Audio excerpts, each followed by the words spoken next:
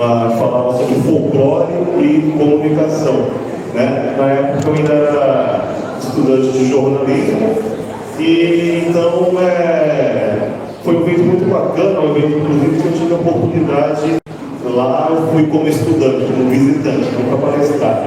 Assisti também palestras sobre o carnaval, da relação do carnaval com o folclore.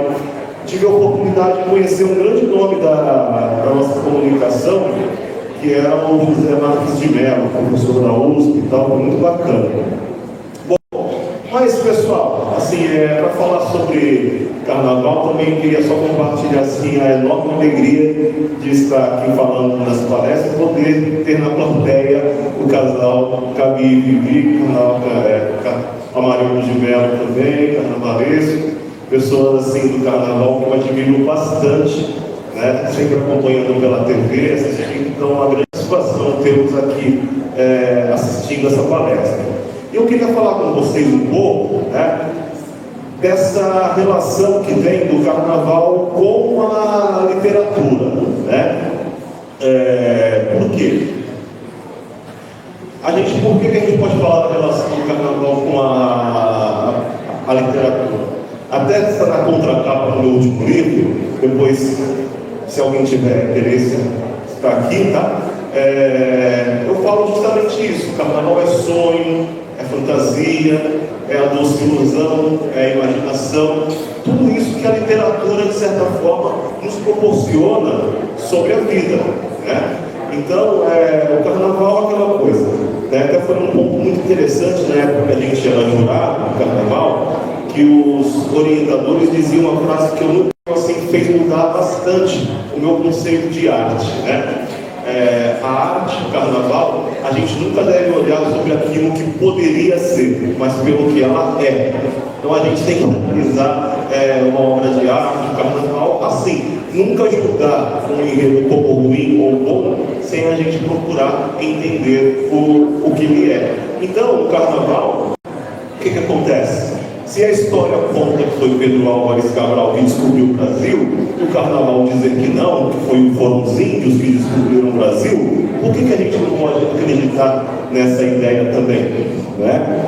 Então, o carnaval ele permite a gente ver o mundo de outra forma, um mundo não oficial, né? Principalmente dos enredos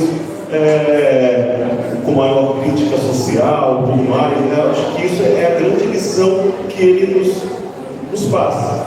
Então, eu acho que o carnaval, ele e a literatura acabam sendo até, vamos dizer assim, que gêmeos siameses nessa ideia da imaginação. Até porque todo enredo de uma escola de samba, todo enredo de carnaval, ele, de certa forma, ele parte de uma criação literária, né? Ele parte de uma narrativa que a escola conta, que a escola cria. Então, a relação com a literatura ela é muito grande. O carnaval, assim como a literatura, ele não tem esse compromisso, vamos dizer assim, com aquilo que é nos apresentado como real, como verdadeiro. Então, ele vai ser sempre assim, essa questão da imaginação. Então, vejam só. Quando a gente fala, eu até separei aqui para vocês, se vocês me permitirem, gostaria até de ler um trecho, um dos livros mais fantásticos que nós temos sobre história do carnaval, é esse livro aqui, ó, História do Carnaval Carioca, um livro da Eneida Moraes, né? E nesse livro tem uma passagem muito interessante,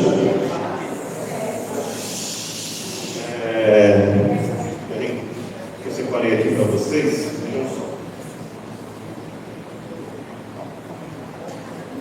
Ele reproduz em determinada passagem uma carta que foi escrita no ano de 1904, há mais de 100 anos.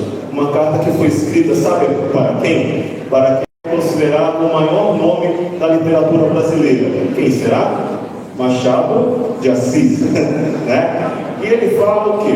Que não dá para deixar de falar sobre carnaval na literatura, porque a literatura do tempo do Machado de Assis, ela tinha como cenário que cidade? Rio de Janeiro, que era a capital do Brasil. E o carnaval, já naquele tempo, era a maior festa diz assim, ó: aqui todas as preocupações vão ao carnaval.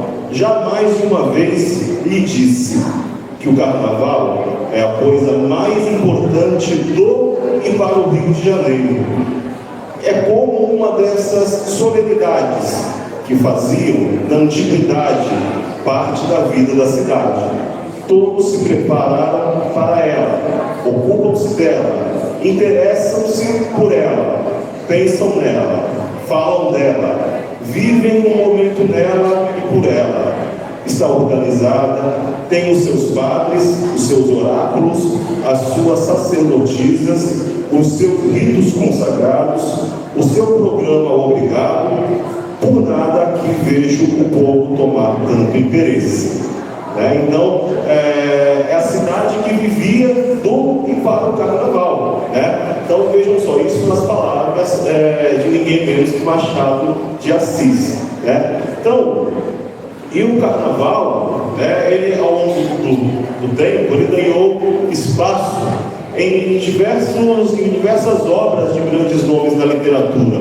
Olavo Bilac, Carlos Drummond de Andrade, José de Alencar. Todos eles, de certa forma, trouxeram o carnaval para as suas obras. Então, assim, a relação é muito grande. Por isso, por que eu estou falando toda essa relação da história do carnaval com a literatura? Bom, minha paixão pelo carnaval, ela vem desde de infância. Começa lá com 6, 7 anos de idade, indo a bailinhos de carnaval na minha cidade natal, que era Santos, e vendo desfiles pela televisão, Então, mas eu sempre assim, nunca fui muito de sambar, de desfilar, sempre gostei muito de acompanhar, de assistir. Então, até o motivo do título do meu último livro, que é um livro de crônicas de carnaval, Memórias de um Quase Folião. Quase porque eu assisto, observo, sei falar, sei escrever, mas não sei pular do carnaval. Foi até uma forma assim, meio que brincalhona de colocar o título. Então, o que acontece? Carregando sempre um sonho de escrever um livro sobre carnaval. Meu primeiro livro sobre carnaval foi esse aqui, Ele foi lançado em 2008.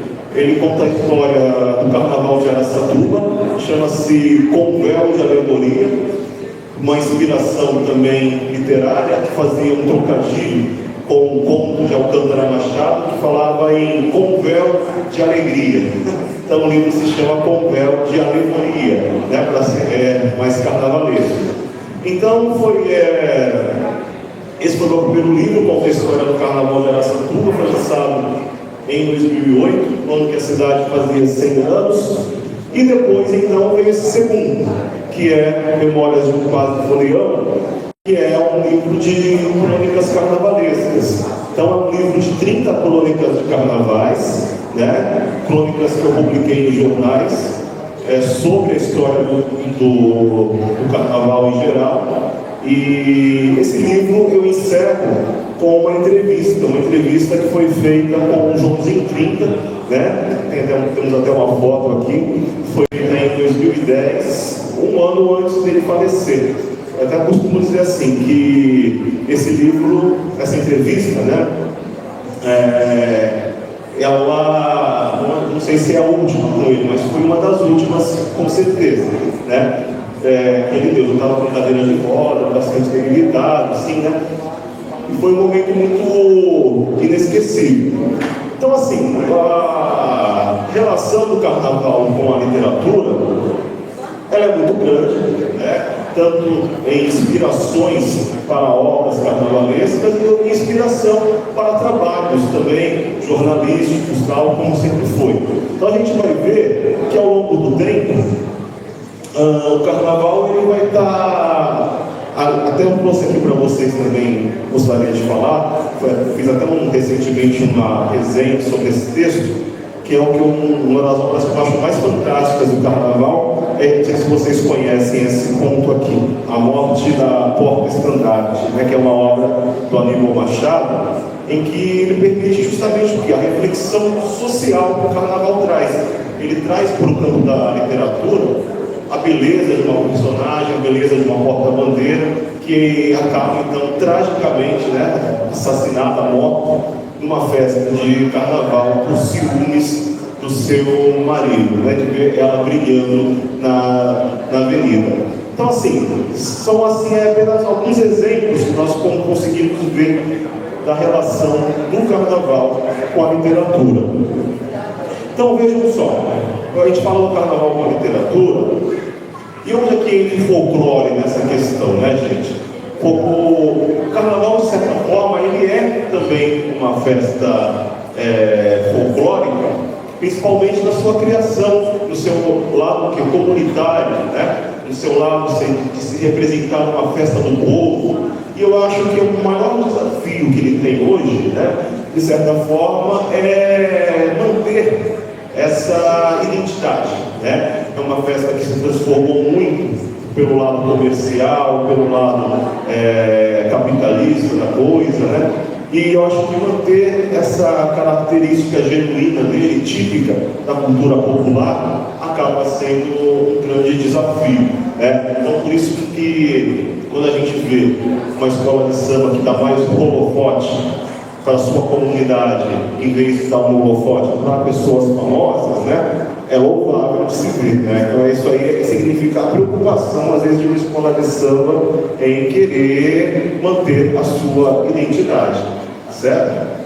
Então, assim, era basicamente, era mais esse ponto de vista que eu queria falar para vocês. Gostaria que, se vocês tiverem assim, uma pergunta, se vocês quiserem fazer alguma colocação, tal, né? Estou aqui à disposição de vocês. Joia? Obrigado.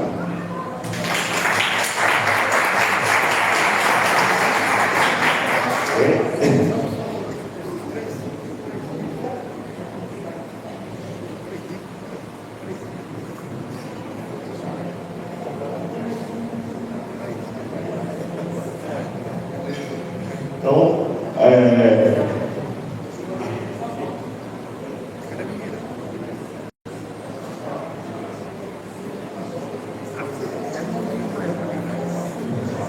boa noite, sou o Rafael, sou da cidade do Rio de Janeiro, sou do movimento junino, tá?